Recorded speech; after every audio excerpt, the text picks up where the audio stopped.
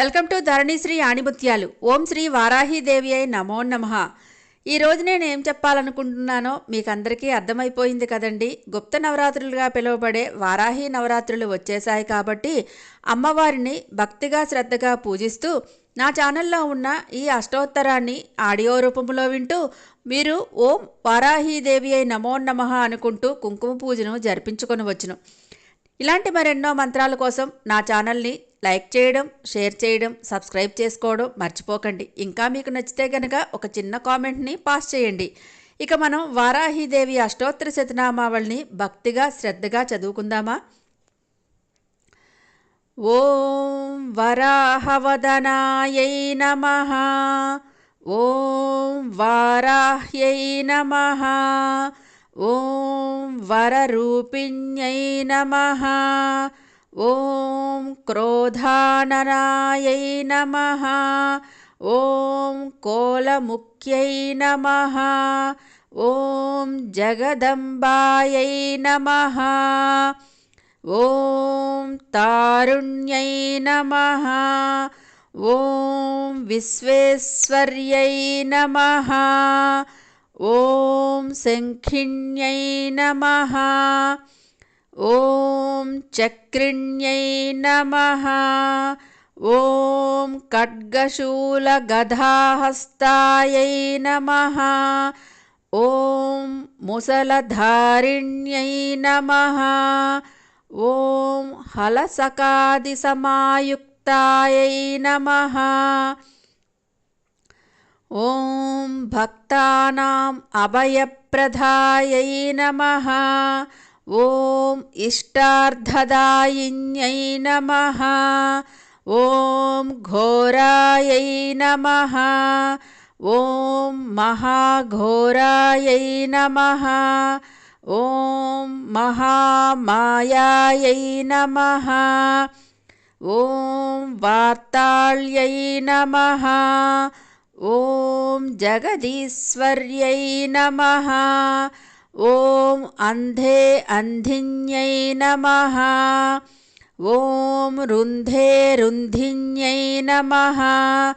ఓం జంభే జంభిన్యై నమః. ఓం మోహే మోహిన్యై నమః. ఓం స్తంభే స్తంభిన్యై నమః. ఓం దేవేస్యై నమః. ఓం శత్రునాశిన్యై నమః. ఓం అష్టభుజాయై నమః. ఓం చతుర్హస్తాయై నమః. ఓం ఉన్మత్తభైరవాంకస్థాయై నమః. ఓం కపిలలోచనాయై నమః. ఓం పంచమ్యై నమః. ఓం లోకేశ్యై నమః. ఓం నీలమణిప్రభాయై నమః. ఓం అంజనాద్రిప్రతీకాసాయై నమః. ఓం సింహారూఢాయై నమః. ఓం త్రిలోచనాయై నమః. ఓం శ్యామలాయై నమః. ఓం పరమాయై నమః. ఓం ఈశాన్యై నమః. ఓం నీలాయై నమః. ఓం ఇందీవరసన్నిభాయై నమః. ఓం ఘనస్తనసయోపేతాయై నమః. ఓం కపిలాయై నమః. ఓం కళాత్మికాయై నమః. ఓం అంబికాయై నమః. ఓం జగద్ధారిణ్యై నమః. ఓం భక్తోపద్రవనాశిన్యై నమః. ఓం సగుణాయై నమః. ఓం నిష్కళాయై నమః. ఓం విద్యాయై నమః. ఓం నిత్యాయై నమః. ఓం విశ్వవసంకర్యాయై నమః. ఓం మహారూపాయై నమః.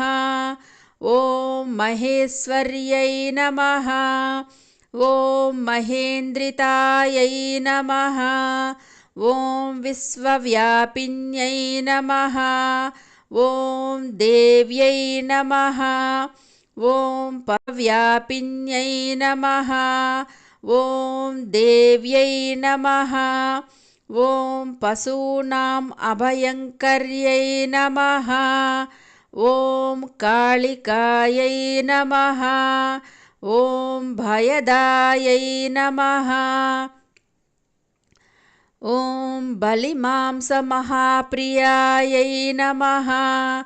ఓం జయభైరవ్యై నమః. ఓం కృష్ణాంగాయై నమః. ఓం పరమేశ్వరవల్లభాయై నమః. ఓం సుధాయై నమః. ఓం స్తుత్యై నమః. ఓం సురేశాన్యై నమః. ఓం బ్రహ్మాదివరదాయిన్యై నమః. ఓం స్వరూపిణ్యై నమః. ఓం సురాణాం అభయప్రదాయై నమః. ఓం వరాహదేహ సంభూతాయై నమః. ఓం శ్రోణీవారాలసే నమః. ఓం క్రోధిన్యై నమః. ఓం నీలాస్యాయై నమః.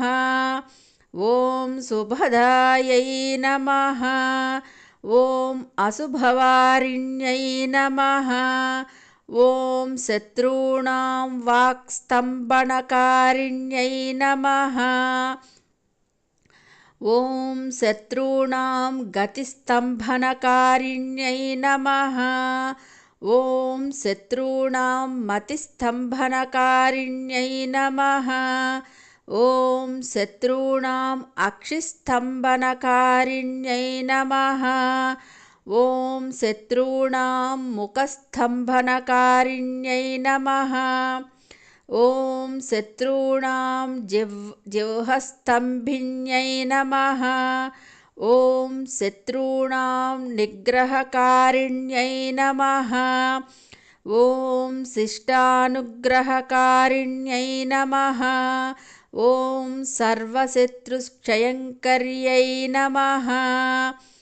ఓం సర్వశత్రుసాధనకారిణ్యై నమః. ఓం సర్వశత్రువిద్వేషణకారిణ్యై నమః. ఓం భైరవీప్రియాయై నమః. ఓం మంత్రాత్మికాయై నమః. ఓం యంత్రరూపాయై నమః. ఓం తంత్రరూపిణ్యై నమః. ఓం పీఠాత్మికాయై నమః. ఓం దేవదేవ్యై నమః. ఓం శ్రేయస్కర్యై నమః. ఓం చించితార్థప్రదాయిన్యై నమః. ఓం భక్తాలక్ష్మీవినాశిన్యై నమః. ఓం సంపత్ప్రదాయై నమః. ఓం సౌఖ్యకారిణ్యై నమః. ఓం బాహువరారహ్యై నమః. ఓం స్వప్నవారాహ్యై నమః. ఓం భగవత్యై నమః. ఓం ఈశ్వర్యై నమః. ఓం సర్వారాధ్యాయై నమః. ఓం సర్వమయాయై నమః. ఓం సర్వలోకాత్మికాయై నమః. ఓం మహిషాసనాయై నమః. ఓం బృహద్వారాహ్యై నమః. इति श्रीमहावाराह्यै अष्टोत्तरशतनामपूजां समर्पयामि. ఓం వారాహీదేవ్యై నమో నమః.